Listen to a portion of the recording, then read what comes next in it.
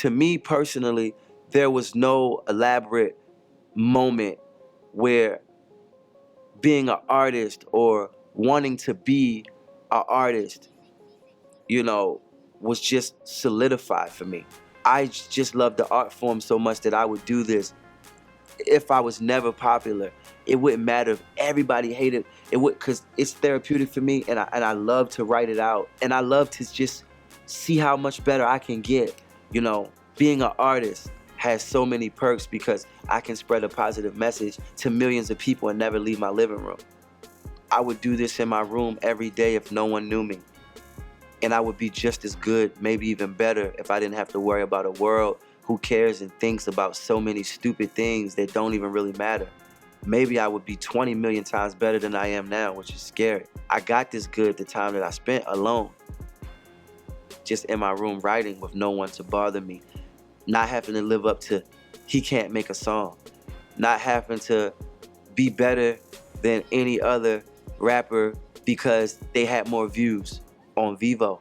Never had the moment where I'm like, yeah, this is it, you know. But however, the moment when I realized that by being an artist that is well known, that is being spread, you know, infectiously throughout a web of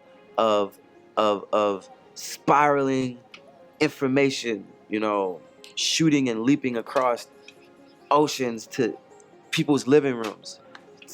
That should be in a commercial, because that was good. Knowing that, it makes me want to insert truth.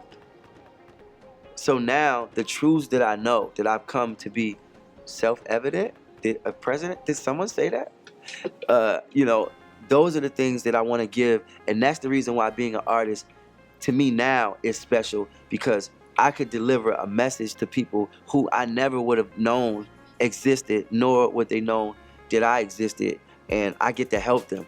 Me looking cool for them, me rocking a gold chain or driving a certain car, this, that, and the third, you know, I would find some way to do that, I guess. You know, it's not what being an artist to me is about, you know what I'm saying? So, you know, I just love the art. I love the art first. You know, I love the art form. You know, I love music sonically. I love the vibration of positivity. You know, we'll sit home, we'll just eat. I feed the homies or whatever, and we won't even really talk about music, you know, until it's like, oh yeah, studio later. We gotta build more. We gotta have conversations more, you know. Sometimes you don't always need to be drowned out with music. Sometimes you need to talk, build, you know, laugh, tell a joke, call somebody sugar lemon, you know. You know what I'm saying? Lemon foot, you feel me? So, see how it hits. So, you know, that's it. Being 19 years old, signing a record deal immediately, $1 million record deal, and then having drugs and liquor and women flow freely, you know, you'll drive yourself crazy. When I was stuck in the contract with TVT Records back in the day, you know, that was a contract I maybe got like 40,000 or something to sign, and I ended up having to buy myself out the contract for like $500,000. Ray J needs a song called Just the Tip. Just the Tip. He's the creepiest of all creepy.